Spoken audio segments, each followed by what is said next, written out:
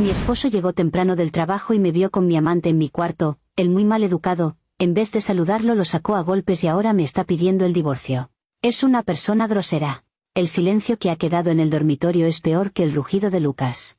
Darío se ha ido, tropezando por el pasillo después de ese salvaje y absolutamente innecesario altercado físico, dejando un rastro de vergüenza y un par de cojines tirados en el suelo. Yo estoy sentada al borde de la cama, y no puedo dejar de temblar. No por el miedo a las consecuencias de mi pequeña, necesaria transgresión, sino por el shock absoluto que me ha causado la falta de decoro de mi esposo, Lucas. Un hombre que se enorgullece de su orden y su previsibilidad ha entrado en nuestra habitación y ha montado una escena de bar de mala muerte. Es un ultraje. Lucas está allí, inmóvil en el marco de la puerta, respirando con dificultad. Sus nudillos están rojos, y sus ojos... ¡Oh, esos ojos! Me miran con un drama tan exagerado que me da náuseas. Él espera lágrimas, súplicas, una confesión de culpa. Pero lo que obtiene de mí es un juicio helado. Lo que realmente me ofende no es que haya descubierto la situación, eso, en el fondo, era inevitable dada la rigidez de nuestra vida. Lo que me ofende es la manera en que lo hizo. ¿Dónde quedó la civilidad? ¿Dónde estaba el diálogo adulto? Él finalmente habló, y su voz era baja, pero cargada de esa manipulación pasivo-agresiva que siempre usó. Clara, ¿qué has hecho? Y yo le respondí con la verdad innegable. Lo que tú hiciste es más grave, Lucas. Has usado la violencia en nuestro hogar. Te has comportado como un animal, sin una pizca de respeto. ¿Dónde están tus modales? Él se quedó mudo. No podía refutarlo, porque era cierto. La infidelidad, al fin y al cabo, es un asunto emocional, la violencia es un acto de carácter. Y luego vino el golpe final de su grosería. Se enderezó y, con esa compostura calculada que siempre me asfixió, me dijo que me quería fuera de su vida, que quería el divorcio. El divorcio. Después de toda la dedicación que le di a su aburrida vida, después de ser la única fuente de luz en este mausoleo de buen gusto que llamamos hogar, él me despacha por una trivialidad emocional, y lo hace justo después de avergonzarme y de avergonzar a un invitado. No es justo. Él está usando este momento para castigarme por mi infelicidad. Su reacción no es la de un hombre herido, sino la de un propietario enfadado porque su posesión se ha estropeado. Esta es la prueba que siempre necesité. Lucas, mi santo paciente, siempre fue un monstruo de control latente, y mi pequeña aventura con Darío, un hombre que me prometía espontaneidad y riesgo, era simplemente una respuesta forzada a su dictadura emocional. Su verdadera traición fue su falta de pasión, su incapacidad de verme como una mujer con necesidades, y ahora, su grosera, sucia violencia. Para entender mi necesidad de Darío, uno debe entender la prisión de perfección que construyó Lucas. Lucas es el santo paciente por excelencia. Nunca una cuenta sin pagar, nunca un plato fuera de lugar, nunca una emoción intensa. Al principio, su fiabilidad era un consuelo, el ancla que yo creía necesitar. Pero con el tiempo, esa ancla se convirtió en un grillete. Él me elogiaba por mi estabilidad y mi sensatez, los adjetivos más aburridos que se pueden usar para describir a una mujer. Mi alma gritaba por el caos. Deseaba que Lucas olvidara un cumpleaños, que llegara tarde a una cena, cualquier cosa que demostrara que era humano y no un robot programado para la tranquilidad financiera. Pero no, Lucas siempre estaba allí, a la hora exacta, con la solución exacta, haciendo que mis problemas parecieran triviales y mis pasiones, infantiles. Él nunca me dio una razón legítima para enfadarme, lo cual era, en sí mismo, la ofensa más grande. Yo necesitaba un drama justificado. Cuando conocí a Darío en el nuevo proyecto de la oficina, fue como recibir una dosis de adrenalina. Darío es todo lo que Lucas odia, ruidoso, emocional, impulsivo. Me miraba como si fuera el misterio más fascinante del universo, no como un elemento funcional en su rutina. Él me decía, con ese tono de instigador malicioso que me hacía sentir tan viva, que yo era una mariposa atrapada en un frasco de mermelada y que mi deber era romperlo. Darío no solo me veía, me validaba. Me aseguraba que mi frustración con Lucas era justificada.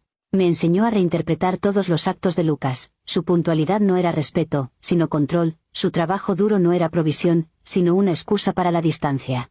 Por un instante fugaz, muy al principio, pensé en terminar con Lucas de forma honesta. Pero, ¿por qué darle la satisfacción? ¿Por qué permitirle que se viera como la víctima abandonada? Yo merecía un escape sin el engorroso proceso de divorcio que él, por su culpa, había hecho necesario. Y así comenzó. Primero, citas discretas, luego, visitas rápidas a casa mientras Lucas estaba en el trabajo, justo antes de su hora predecible. Yo sentía que estaba actuando como una espía en mi propia vida, y eso era excitante. Era la única manera de recuperar el control sobre el espacio que Lucas había saturado con su aburrida bondad.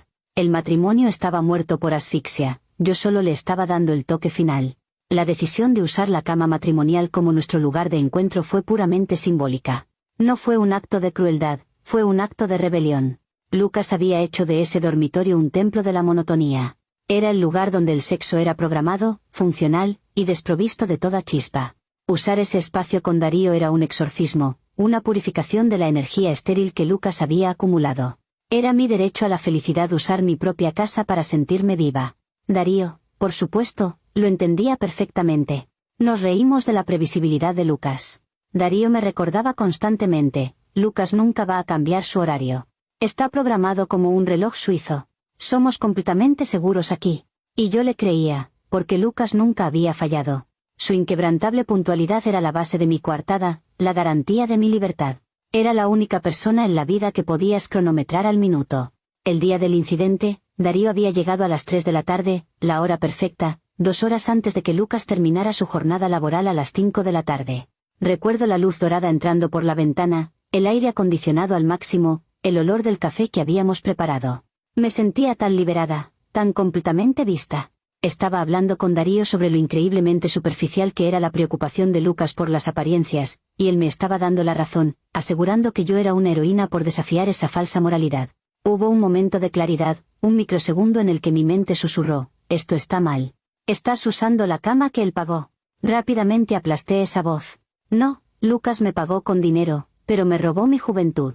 Esta casa era mía también, y yo estaba simplemente redecorando el espacio con la pasión que él se negó a proveer. Era una compensación, no un crimen. Mi error era no haberlo hecho antes. Me sentía poderosa. Estaba allí, en el corazón de mi vida conyugal, desafiando todas las reglas que Lucas me había impuesto con su bondad opresiva. Era un acto de liberación, y la adrenalina que sentía no provenía del secreto, sino de la justa indignación que se manifestaba en esa acción. La cama se sentía mía por primera vez en años, y Darío era la llave de esa nueva sensación de pertenencia. Y entonces, el caos. Fue el sonido más ridículo, un portazo que no encajaba con el ritual de Lucas. Él siempre cerraba la puerta de forma suave, metódica. Este fue un golpe seco, ruidoso, seguido por el sonido de sus llaves cayendo al suelo. Mi primera reacción fue la incredulidad. Lucas llegaba exactamente a las 5:15 de la tarde, ni un minuto antes. Era el hombre que se había jactado de su consistencia durante 10 años. Nos vestimos a toda prisa, mi corazón martilleando, y el pánico no era por mi culpa, sino por la vergüenza de ser sorprendida de esa manera tan desordenada. En mi mente, Darío y yo íbamos a estar perfectamente compuestos para cuando él llegara. Queríamos la emoción, no la torpeza. Cuando Lucas apareció en el umbral, su rostro no era de dolor, sino de furia, una expresión que nunca le había visto, y que, francamente, me demostraba que siempre había sido inestable bajo esa fachada. No hubo un saludo cortés. No hubo un, disculpa, regresé temprano. No. El muy grosero, en lugar de preguntar si había ocurrido algo grave para que estuviera en casa a esa hora inusual, solo fijó su mirada en Darío. La forma en que nos encontró no le daba el derecho de suspender la civilidad.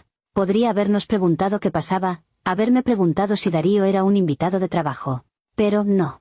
En un instante bárbaro, Lucas se abalanzó sobre Darío. Darío es mucho más flaco y menos atlético que Lucas, y fue una pelea ridícula e indigna.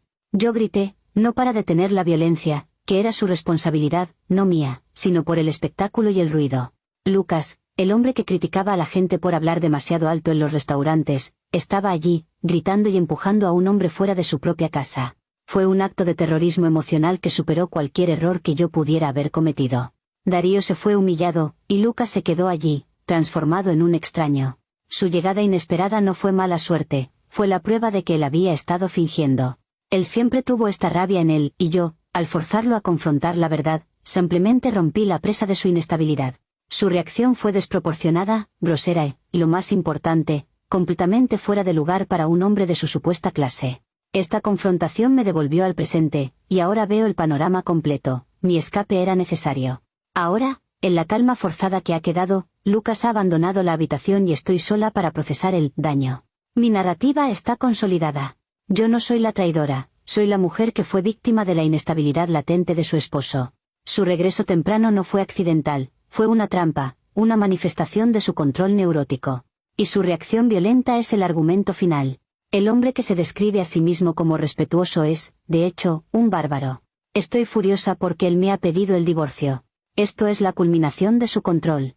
Él quiere castigarme por mi humanidad y mi necesidad de pasión, y lo hace de la manera más cruel posible, desmantelando la vida que él mismo había hecho insoportable. Le diré a mi abogado que no puedo permanecer cerca de un hombre tan volátil y tan grosero.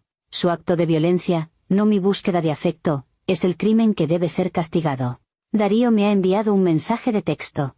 Está magullado, pero su principal preocupación es si Lucas va a presentar cargos. Le respondí con un tono de apoyo y lo aseguré que Lucas es demasiado cobarde y obsesionado con su reputación para involucrar a la policía. Le conté que Lucas había sido tan grosero como para pedirme el divorcio, y Darío me contestó, claro, ese es el verdadero Lucas. Nunca te mereció. Justificación recibida y aceptada.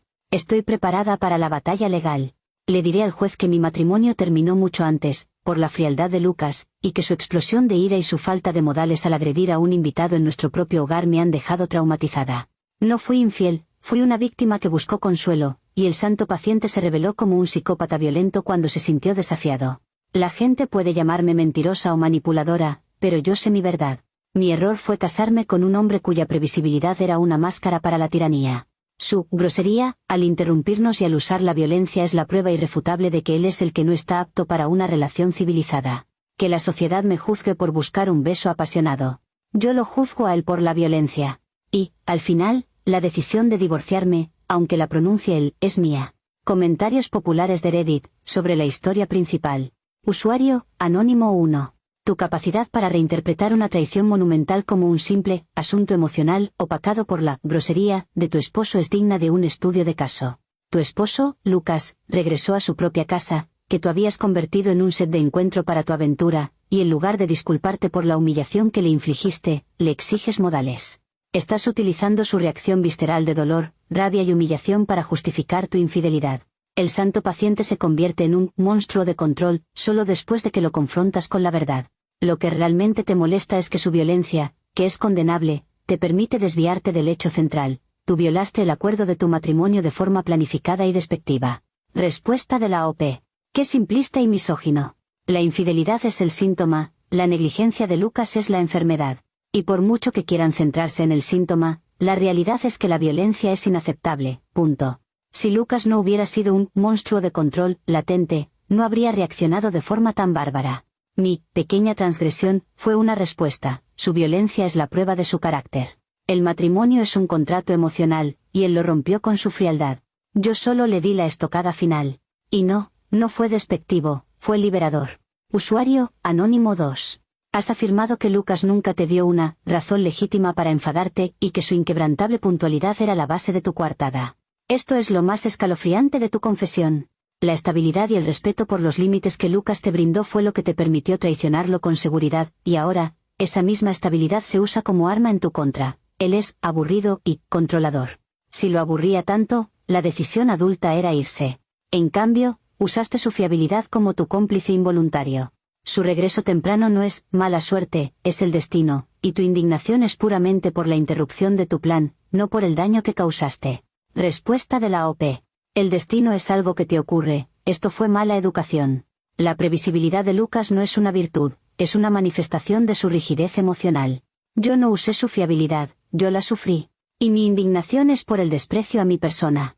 El hecho de que él haya esperado que yo me quedara en mi miseria solo para proteger su imagen de esposo perfecto es la verdadera crueldad. Él me está pidiendo el divorcio, a mí, cuando él es el violento. Es asombroso cómo la gente glorifica la frialdad y castiga la pasión. Usuario, Anónimo 3. Te refieres a Darío como un invitado. En tu propia casa, en tu propia cama. Este es el epítome del gaslighting defensivo. Estás intentando redefinir la realidad para que el acto de Lucas de sacar a golpes a un hombre que estaba acostado con su esposa sea visto como un ataque no provocado a un colega invitado. Si lo que realmente te preocupaba era la civilidad, ¿por qué permitiste que la infidelidad se llevara a cabo en tu propio lecho matrimonial, sabiendo que el descubrimiento era posible? Es obvio que el uso de la cama era intencional, un acto de burla. Y ahora, cuando las cosas se ponen feas, te refugias en el papel de la víctima traumatizada. Respuesta de la OP. Claro que era un invitado. Un invitado que me estaba ofreciendo el consuelo emocional que Lucas me negaba. Y sí, el uso de la habitación era simbólico, pero no por burla, era por reapropiación de un espacio que Lucas había desprovisto de vida. Y la civilidad no se suspende por una sorpresa desagradable. Mi esposo, por respeto a mí y a la casa, debería haber manejado esto con dignidad. En cambio, actuó con la grosería de un salvaje. Yo soy la víctima de su explosión de inestabilidad, y punto. Actualización 1. La reacción de la comunidad ha sido exactamente lo que esperaba, una turba moralista que exige mi penitencia mientras ignora la verdadera amenaza que Lucas representa. Siguen hablando de la traición, como si fuera un asesinato. Pero insisto, el problema es su grosería y su desequilibrio. Es tan obvio que Lucas planeó esto, que su llegada temprana no fue mala suerte, sino una trampa calculada, una forma de sabotear mi felicidad. Él es el manipulador, no yo. He hablado con mi abogada, Sonia. Le he contado la historia, enfocándome en el terror que sentí cuando Lucas irrumpió. No usé la palabra amante. Le dije que Darío era un colega de trabajo que me estaba ayudando con documentos urgentes, y que Lucas, presa de una crisis de celos patológicos, había montado un espectáculo violento. Sonia, que tiene un sentido de la justicia muy desarrollado, se mostró muy preocupada por la invasión violenta y el comportamiento volátil de Lucas. Le pedí que iniciara el proceso de solicitud de una orden de restricción. Esto es vital para mi seguridad y para el relato que construiremos. No puedo permitir que este hombre, cuyo verdadero carácter se ha revelado, se acerque a mí. Mi comunicación con Darío es tensa. Él sigue obsesionado con las consecuencias de la pelea, más que con mi bienestar. Cuando le conté que le había pedido a Sonia que investigara cómo obtener una orden de restricción contra Lucas, esperando que me viera como una heroína, él solo se centró en si eso podría complicar su situación laboral. Le expliqué, con mucha paciencia, que él tiene que ser fuerte, que Lucas es un sádico que merece ser expuesto por su violencia. Darío, el instigador malicioso, me dio la razón teóricamente, diciendo que Lucas era un tonto pretencioso, pero todavía no se ofrece a mudarse ni a dar apoyo financiero, lo que interpreto como una prudencia estratégica. Él simplemente está esperando el momento oportuno. La calma de Lucas es lo que más me enfurece. Él no está gritando, él está operando a través de su abogado, lo cual es de una frialdad y una crueldad que solo confirman mi descripción de él. Su abogado ya ha respondido al nuestro, aceptando el divorcio sin objeciones, pero exigiendo la división equitativa de los bienes, y esto es lo que prueba mi punto. No está triste, está calculando. Está usando mi momento de desesperación para robarme lo que me corresponde. Su calma no es santidad, es la máscara de un villano que planea su venganza económica. He comenzado a contactar a mis amigas cercanas, sembrando la verdad de mi sufrimiento. Les he contado que Lucas siempre fue demasiado controlador y que su orden era en realidad una forma de microgestión abusiva. Les recuerdo pequeños incidentes del pasado. Una vez me criticó por dejar los platos en el fregadero durante la noche, y los redefino como actos de violencia psicológica. Mi amiga, Elena, al principio dudaba por la fama de buen esposo de Lucas, pero después de mi relato dramático sobre su explosión violenta, finalmente asintió y me dijo que siempre sintió una energía extraña en él. Mi gaslighting está funcionando, estoy reescribiendo la historia con la verdad que yo misma me merezco. Comentarios populares de Reddit, sobre la actualización 1. Usuario, Anónimo 4. Es asombroso cómo has logrado transformar a tu amante en un colega, frente a tu abogada, y el descubrimiento del adulterio en una invasión violenta. La gaslighter defensiva está en plena forma. La solicitud de una orden de restricción no es por tu seguridad, es un intento de ganar ventaja legal y deslegitimar a Lucas desde el principio, para que su testimonio sobre el engaño sea visto como el desvarío de un hombre inestable. Si Lucas fuera el monstruo que describes, no estaría procediendo a través de abogados de forma tranquila. Su calma te quita la energía dramática que necesitas para justificar tu violencia. Su compostura es tu némesis, porque demuestra que él es el que está en control, no tú.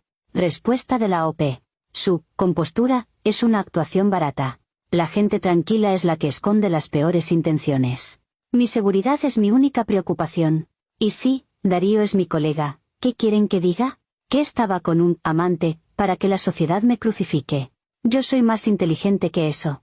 La orden de restricción es necesaria porque un hombre que usa la fuerza física una vez es capaz de volver a usarla. El hecho de que él esté usando a su abogado para exigirme dinero es la prueba de su cobardía y su deseo de venganza económica. Usuario, Anónimo 5.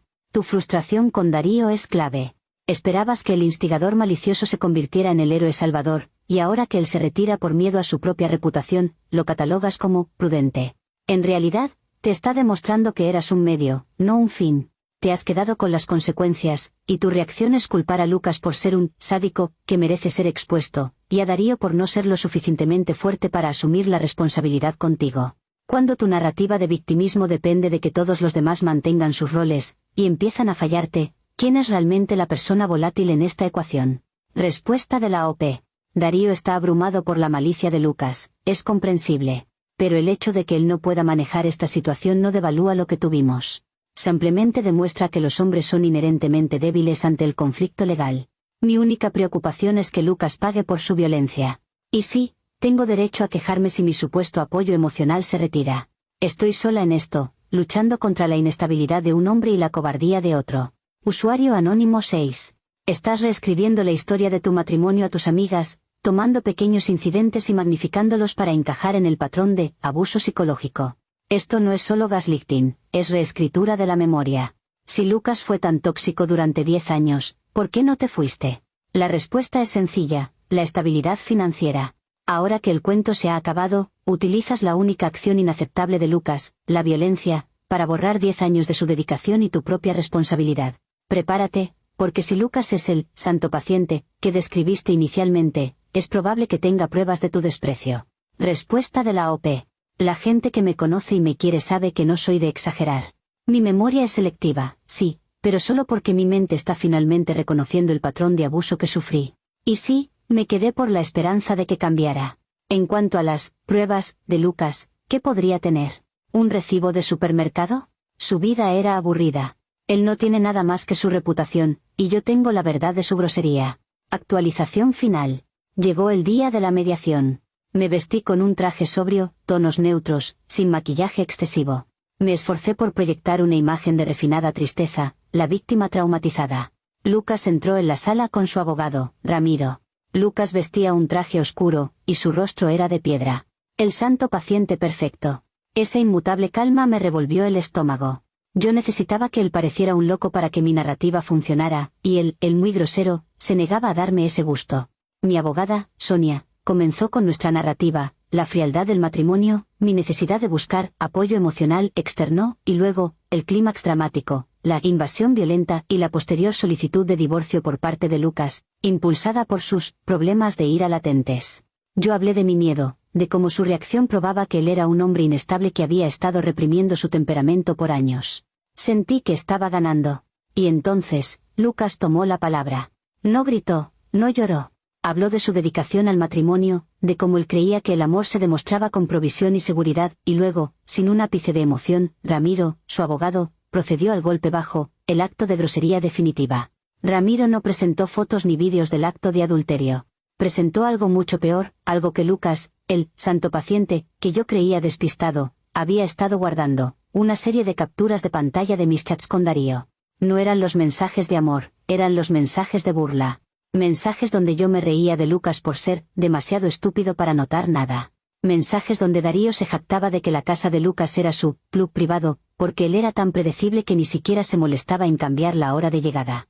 Mensajes donde yo escribía, qué risa, este hombre me ha pagado el viaje a París, y yo lo engaño en su propia cama.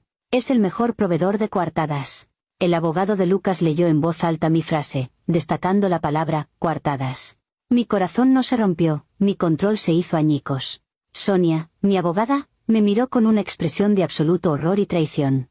Yo sentí que el aire se iba. No por la culpa, sino por la humillación de ser expuesta como la persona despreciativa que era. Lucas no solo se había defendido, había destruido mi narrativa de raíz. La violencia, el argumento que yo necesitaba, se convirtió en una simple reacción a la malicia demostrada en esos textos. Lucas no era inestable. Era un hombre que había sido vilipendiado y se había defendido con astucia. Mi reacción fue de furia pura contra Lucas, no por mi engaño, sino por su espionaje. Me incliné hacia él y le susurré, lo suficientemente alto para que el mediador lo escuchara, eres un voyeur patológico y un manipulador cruel. Lucas no respondió. Solo me miró con una calma que ahora parecía no de paciencia, sino de victoria total. Perdí la mediación. Se me concedió una parte mínima de los bienes, y mi demanda por inestabilidad de Lucas se hizo añicos. Darío, al enterarse de que sus chats eran públicos, me bloqueó y desapareció. Estoy completamente sola. Pero sé la verdad, Lucas no fue grosero con la violencia, fue grosero con la prueba. Su verdadero crimen fue su metódica crueldad de guardar evidencia para destruirme, y eso lo convierte en el villano final de esta historia. Comentarios populares de Reddit, sobre la actualización final. Usuario, anónimo 7. El giro es perfecto. El santo paciente no era despistado, era inteligente y metódico. Tu pánico no es por el engaño, sino por la prueba de tu profundo desprecio. Llamar a Lucas un voyeur patológico, por usar tus propios mensajes de texto como prueba de tu mala fe es el golpe de gracia de la gaslighter. El divorcio no es por la grosería de Lucas, sino por el nivel de burla y falta de respeto que tú y Darío exhibieron. Tu narrativa se ha derrumbado, no por la violencia, que sigue siendo condenable, sino porque probaste ser una persona despreciable. Tu soledad no es el precio de la integridad, es el resultado directo de la malicia revelada. Respuesta de la OP. Es un acto de espionaje. Lucas revisó mis comunicaciones, lo cual es una violación de la privacidad que supera cualquier desprecio que él alega. Mi frustración era genuina, y mis textos con Darío eran solo una expresión exagerada de mi dolor. Y sí, es un voyeur y un cruel manipulador que esperó el momento perfecto para usar mi propia honestidad contra mí. El divorcio se resolvió en su favor porque él fue más astuto, no porque yo estuviera equivocada. Su grosería de guardar evidencia me ha arruinado. Usuario, Anónimo 8. La lección que la OP se niega a aprender, no es que los hombres sean cobardes, distantes o violentos, es que no puedes manipular a la gente indefinidamente sin que guarden algún tipo de recibo. La frase, mi frustración era genuina, y mis textos con Darío eran solo una expresión exagerada de mi dolor, es la máxima autojustificación. Te burlaste de tu esposo, en su propia casa, mientras él te proveía, y lo llamas dolor exagerado. Lucas ganó en el único lugar donde importaba, la corte de la realidad. Él es libre, y tú estás sola, convencida de que el hombre que fue traicionado es el verdadero villano por su impecable defensa legal. Respuesta de la OP. La lección es que la gente buena es castigada por la crueldad metódica. Lucas no me proveyó, él me compró y luego coleccionó pruebas para chantajearme. Y si mis textos eran tan maliciosos, ¿por qué no se fue antes? Porque le encantaba el control. No estoy convencida de que sea el villano, sé que lo es. Su astucia legal es su acto final de grosería, y mi soledad es el precio que pago por mi honestidad emocional, por haber expresado mi frustración donde solo yo creí que sería leído.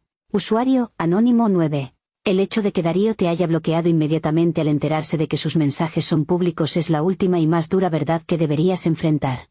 Él no se preocupa por tu dolor. Se preocupa por su reputación y su privacidad. Él era un espejo que validaba tu ego, y ahora que ese espejo está roto y expuesto, no tiene ningún uso para ti. Has perdido la estabilidad de Lucas, la pasión ilusoria de Darío, y la confianza de tu abogada. ¿Tu conclusión? Que Lucas es el cruel. Es un ciclo de autoengaño que nunca se rompe. Tu arco de gaslighter defensiva está completo, dejándote en ruinas, pero con la cabeza alta en tu propia fantasía. Respuesta de la OP.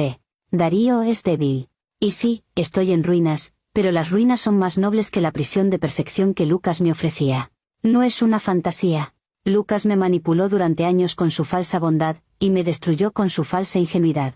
Yo seguiré con la cabeza alta, porque al menos yo fui lo suficientemente valiente para sentir y para actuar, aunque mis acciones fueran castigadas por un hombre grosero y calculador. Que disfrute de sus bienes, yo disfruto de mi libertad, aunque sea una libertad solitaria.